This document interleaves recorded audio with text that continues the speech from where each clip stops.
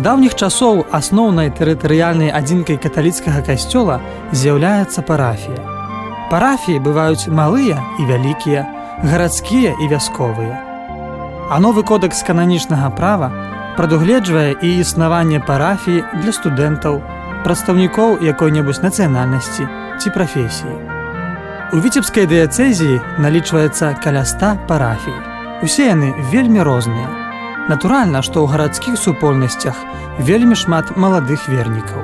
Там адпраўляюцца спецыяльныя набажэнствы з удзелам дзяцей і моладзі. Праводзяцца адукацыйныя мерапрыемствы, выкладаецца каталіцкі катэхізіс, тлумачацца асновы веры. Гэта інтэлектуальная страва, але таксама і такія рэчы, як выкладанне на універсітэтах, праца з акадэмічнымі супольнасцямі, даследаванне такіх пытанняў, як рэлігія і навука. Сёння даволі такая важная тэма. Рэлігія, культура. Менавіта гэта шуканне гэтага слова, пра якое я казаў, спрадвечнае слова, якое уцелаўляецца, увасабляецца ў культуру. Вясковыя парафіі дыяцэзіі маюць свой непаўторны каларыт. Іх галоўнае багацце – людзі, старэйшае пакаленне, якое захавала веру і традыцыю. Вясковыя вернікі нястомна даюць прыклад маладым, як трэба любіць касцёл і клапаціцца пра яго. Мы маем гонар, але маем абавязак захаваць гэты будынак, гэты храм, і каб перадаць сваім нашчадкам, сваім дзецям, унукам і так далей. І трэба сказаць, што вельмі людзі ахвярныя да гэтага адносяцца, вельмі зразумеюць, бо што ж так казаць, людзі небагатыя. А ніколі касцёлы багатыя людзі не строілі, правда? Але сваім рублём яны заўсёды падзеляцца на утрыманне гэтага касцёла, на ремонты, на розныя такія рэчы. Ёсць у віцебскай дыяцэзіі і парафіі з асаблівым статусам. Да іх належыць катэдральная парафія Езуса Міласэрнага ў Віцебску. Там знаходзіцца галоўны касцёл Віцебшчыны – катэдра, адкуль кіруе дыяцэзіяй і моліцца за сваіх дыяцэзіянаў біскуп віцебскі Уладзіслаў Блін.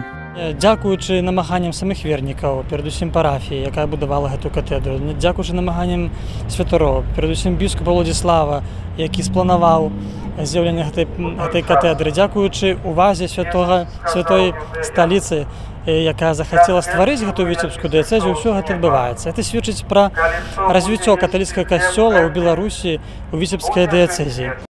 Многія нашы гледачы неаднойчы чулі пра парафію нараджэння Найсвяцейшай Панны Марыі ў Браславе.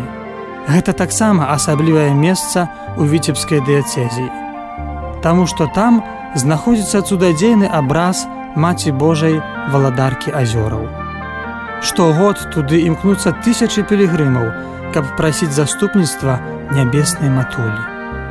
Заўсёды набірае чалавек вялікай сілы Божай, да каго пойдзеш, як не да Маці Божай. Яна ўсё ведаюць, і заўсёды, калі просіш шчырым сэрцам, яна заўсёды выпрашвае ласкі ў свайго Сына Езуса Хрыста. У гэтай дыяцэзіі, у гэтым санктарым у Браславе, у Караловы азёраў, дзе цудоўны абраз Маці Божай, гэта ўсё і рэалізуецца. І дзякуй Богу, я вельмі рад, што магу прыязджаць, і кожны год, калі прыязджаю, заўсёды чалавек атрымаць гэту вялікую сілу магутнасць Божую. У сённяшняй перадачы мы б хацелі расказаць шаноўным гледачам пра вельмі маладую парафію. Яна не мае катэдральнага статусу, і яе касцёл не з'яўляецца санктуарыем. Аднак для шматлікіх вернікаў гэта сапраўдны духоўны дом. Здымачная група вытокаў пабывала ў парафіі Святога Духа ў Віцебску.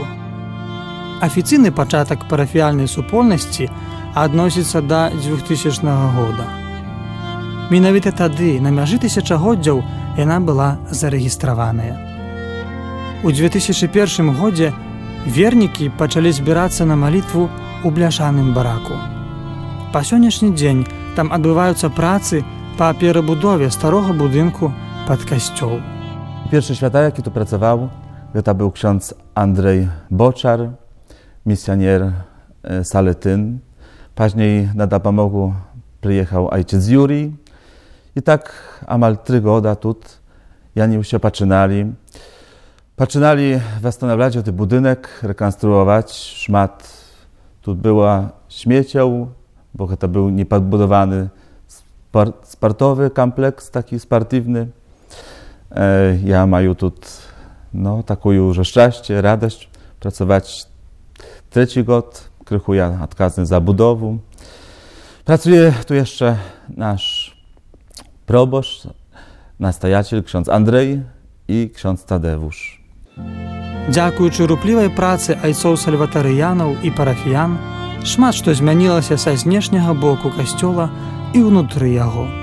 Tu, gdzie my teraz znachodzimy się, ta nasza kapliczka, przychodzanie wielmi jej lubiać, taka już tu atmosfera zawsze malitwy, chociaż na początku kapliczka, miejsce malitwy było z drugiego boku tego budynku, no tam pracowaliśmy pracę, budownictwa i niekolki lat ta kapliczka istnieje tu.